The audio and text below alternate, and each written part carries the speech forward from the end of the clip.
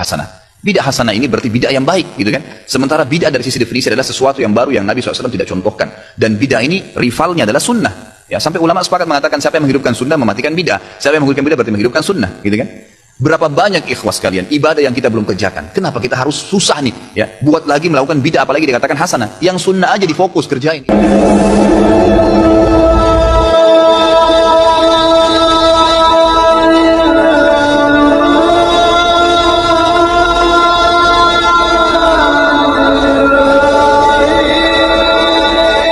Assalamualaikum warahmatullahi wabarakatuh. Bismillah, alhamdulillah, assalatu wassalamu ala rasulillah wa ala alihi wa sahbihi wa mawalah wa la hawla wa la quwata illa billah, amma ba'du. Sahabat Cahayati yang dirahmati oleh Allah, alhamdulillah di kesempatan kali ini kita jumpa kembali di channel YouTube kebanggaan kami, Cahayati 80. Mudah-mudahan kita senantiasa mendapatkan taufik dan inayah dan hidayahnya, mendapatkan ridho dan inayahnya, mendapatkan limpahan rahmat dan nikmatnya, dimudahkan segala usahanya dan dilancarkan rezekinya. Amin ya rabbal alamin. Di kesempatan kali ini kita akan menanggapi dan menampilkan ceramah Ustadz Khalid Basalamah, yaitu Ustadz Sanjungan Heri Pras, dan nanti akan ditanggapi oleh Ustadz Abdul Somad, yang mana dalam hal ini itu akan membahas tentang bid'ah. Mulai dulu sampai sekarang orang-orang Wahabi ini tidak pernah mau memahami dan menghargai pendapatnya orang, ya.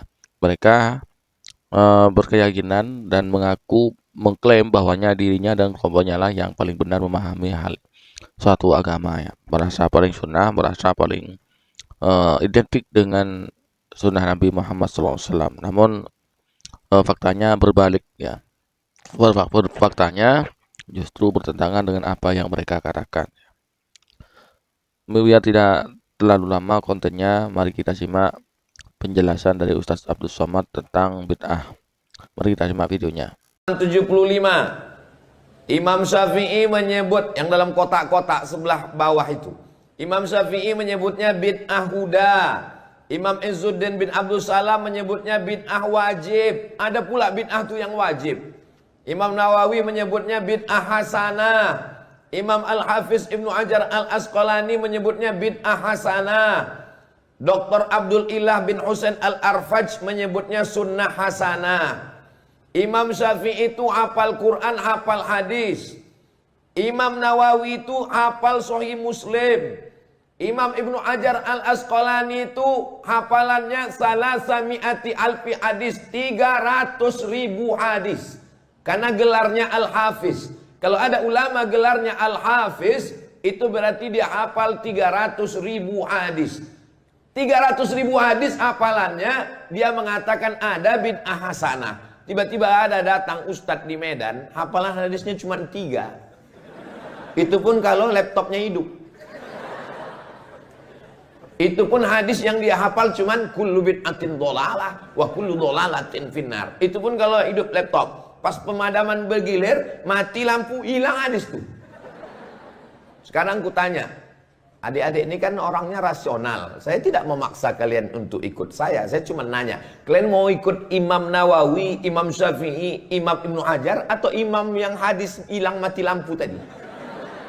Terserah kalian lah. Kalau mau ikut dia, ikutlah.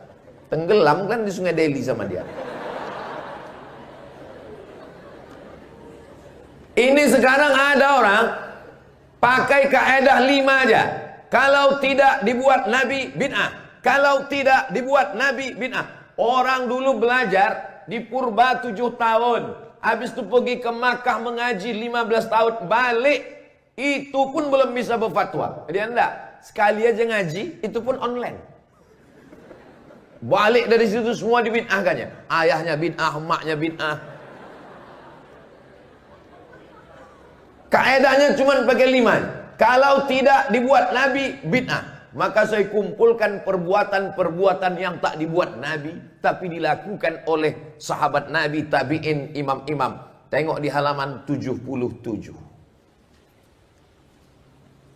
Halaman 77 yang bagian tengah, 1000 tasbih sebelum tidur.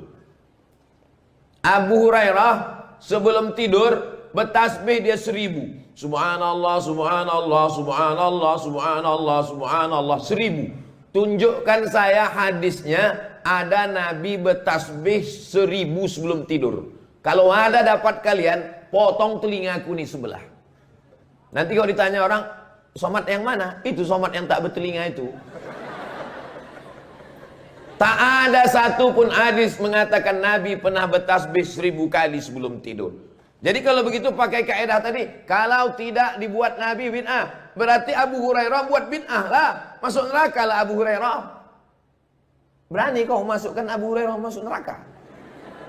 Abu Hurairah, kalau tak ada Abu Hurairah, hilang 5.000 hadis.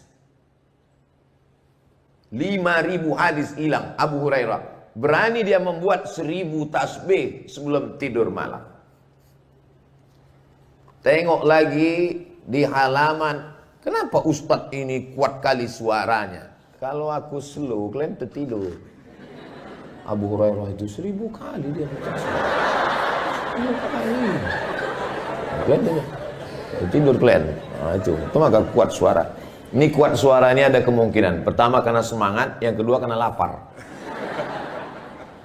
Itu maka Belanda tuh lari pontang panting dulu. Karena 17 Agustus 1945 itu jatuh pada bulan Ramadan. Orang puasa Ramadan itu yang bisa berteriak mengusir Belanda. Serbu! Kata dia. Lari Belanda tuh. Coba kalau orang kenyang, mana bisa? Serbu. Kata Belanda, iyalah kata Belanda. Kalian pikir negeri ini merdeka karena orang kenyang? Negeri ini merdeka karena teriakan Allahu Akbar. Allahu Akbar. Allahu Akbar. Andai ada 1000 mujahid, akulah satu di antaranya. Andai ada 100 mujahid, akulah satu di antaranya. Andai ada 10 mujahid, akulah satu di antaranya. Andai ada seorang mujahid, akulah yang menggenggamnya. Allahu Akbar. Cuman khusus untuk mahasiswi, ujungnya itu agak dirubah. Andai ada seorang mujahid, akulah calon istrinya. Sebetulnya orang-orang Wahabi ini gagal paham tentang bid'ah ya. Gagal paham ya karena ya referensinya hanyalah buku-buku terjemahan dan doktrin-doktrin dari atasannya. Cuman ini sayangnya, walaupun begitu mereka itu tidak mau menyadari tentang kegagalan pahamannya. Justru malah mengklaim paling benar, paling nyunnah, yang lain salah, yang lain tidak nyunnah, yang lain tidak mengamalkan Al-Qur'an gitu ya. Jadi orang lain dianggap tidak mengamalkan sunnah, tidak mengamalkan Al-Qur'an. Karena mereka lah yang mengamalkan Al-Quran dan Sunnah seperti itu ya, sehingga orang lain yang tidak sepaham dengan mereka dianggap, diklaim, dituduh sebagai ahlul bid'ah, sebagai syirik, bahkan lebih ekstrim yaitu dianggap musyrik hanya karena berziarah kubur sambil bertawasul. Itu gagal pahamnya mereka. Mungkin hanya ini konten yang kami persembahkan pada kesempatan kali ini. Mudah-mudahan apa yang telah kami persembahkan kepada sahabat Jayati yang dirahmati oleh Allah bermanfaat, menjadi tambahan ilmu, tambahan wawasan, dan menjadi pencerahan sehingga tidak gagal paham tentang memahami agama. Dari kami kurang punya, mohon maaf. Wassalamualaikum warahmatullahi wabarakatuh.